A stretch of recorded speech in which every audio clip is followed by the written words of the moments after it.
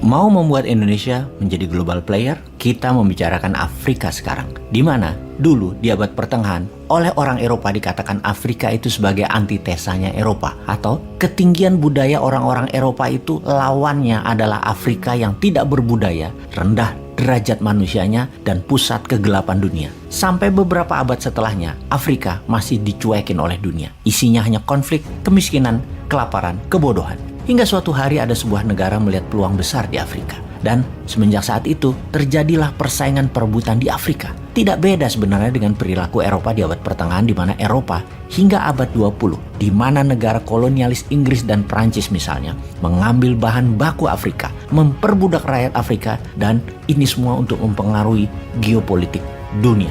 Sekarang di abad 21 juga sama perlombaannya. Tiongkok, Amerika, India, Kanada, Uni Eropa, Israel, Jepang, semua negara ini berlomba-lomba menguasai Afrika, dan dalam kompetisi tersebut satu negara sudah dapat dipastikan menang telak atas perlombaan menaklukkan Afrika, yaitu Tiongkok. Informasi tentang Afrika ini penting karena selama reformasi, Indonesia lupa akan perannya sebagai global player, sangat fokus pada aktivitas politik dalam negeri. Kita mulai pembahasannya tentang Afrika, sebuah benua yang terdiri dari 54 negara merdeka, sovereign country, 17% penduduk dunia, 9,6% penghasil minyak bumi dunia, 90% penyuplai platinum dunia, 90% penyedia kobalt dunia, setengah produksi emas dunia, 2/3 penghasil mangan dunia, 35% produksi uranium dunia, dan pastinya 54 suara atau vote di UNGA atau United Nations General Assembly di PBB. Itulah semua yang membuat Afrika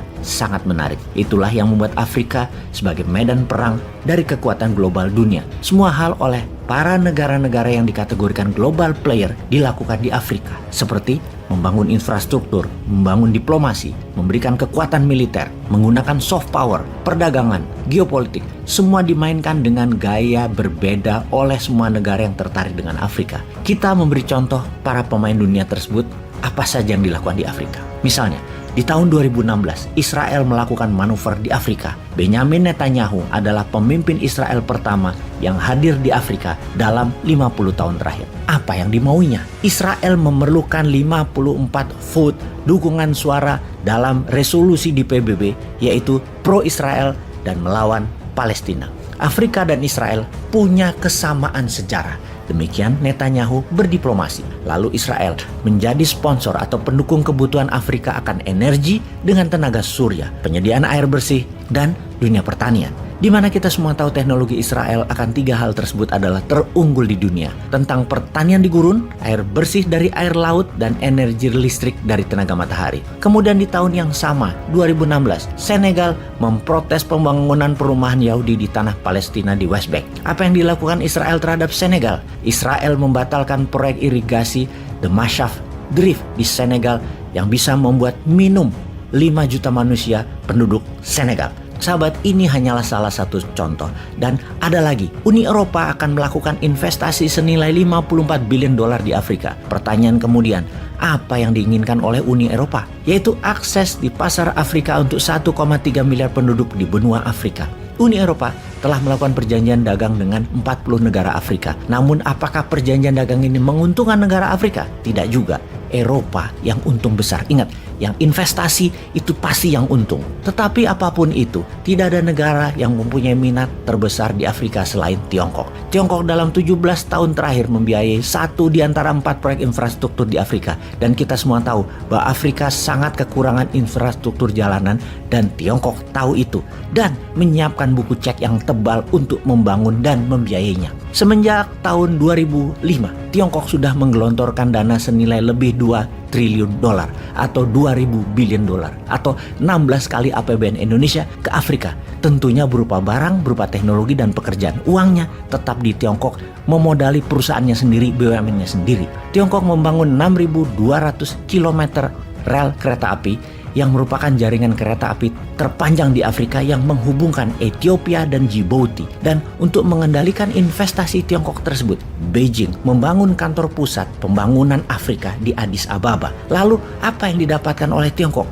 Banyak. Tiongkok menang banyak. Seluruh infrastruktur di Afrika adalah yang memudahkan barang Tiongkok masuk ke Afrika dan memudahkan hasil sumber daya alam Afrika keluar ke Tiongkok. Sound familiar? Kayaknya kenal dengan strategi tersebut.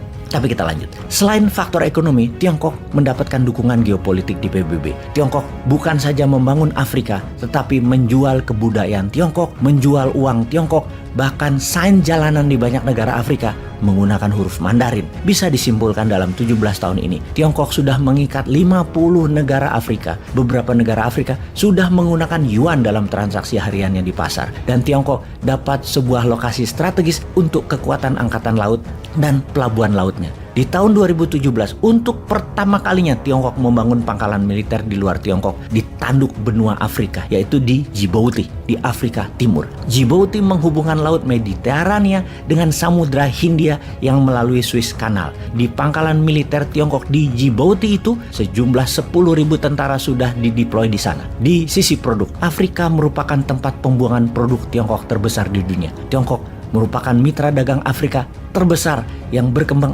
44 kali lipat atau 4.400% dalam 2 dekade ini atau dalam 20 tahun ini. Di Afrika ada 10.000 lebih perusahaan Tiongkok di sana berdasarkan informasi dari studi yang dilakukan oleh McKinsey. Mengapa dikatakan Afrika tempat dumping barang Tiongkok? Kita semua tahu di dalam produksi ada yang namanya economic scale atau jumlah tertentu produksi yang akan efisien harga pokoknya. Misalnya untuk membuat kemeja, kalau membuat 10 harganya Rp15.000. Kalau membuat 1.000 harganya Rp10.000 per buahnya. Kalau membuat 100.000 maka harga per buahnya hanya Rp5.000. Kalau dibuat 1 juta piece ternyata tetap Rp5.000 modal per piece-nya. Maka Rp5.000 dan angka 100.000 adalah economic scale-nya. Tiongkok menjual satu kemeja jadi 20.000 misalnya per piece. Ketika Tiongkok memproduksi untuk dunia 1 juta kemeja diproduksinya, modalnya 5 miliar. Terjual 250 kemeja, investasi balik modal. Terjual 800.000 kemeja, untungnya nggak kira-kira. Nah, sisa yang 200.000 di gudang dijual dengan harga Rp0 aja untung daripada harus menuin gudang. Maka oleh Tiongkok itu didumping, dibuang ke Afrika dengan harga berapapun. Rp5.000 juga nggak apa-apa. Bagi Afrika, Tiongkok baik banget. Itulah salah satu kegunaan Afrika bagi Tiongkok. Tempat buang barang-barang dengan harga murah, tempat dumping. Di sisi lain ada yang tidak kalah penting. Afrika bagi Tiongkok adalah sumber daya alamnya. Sungguh, Afrika punya bahan baku, Tiongkok membangun aksesnya dan mengendalikannya tentunya. Investasi Tiongkok di seluruh dunia yang terbesar nomor 3 dilakukan oleh Tiongkok adalah sektor pertambangan di Afrika. Jadi sahabat, apa hikmah yang didapat sejauh ini? Sudah mulai paham?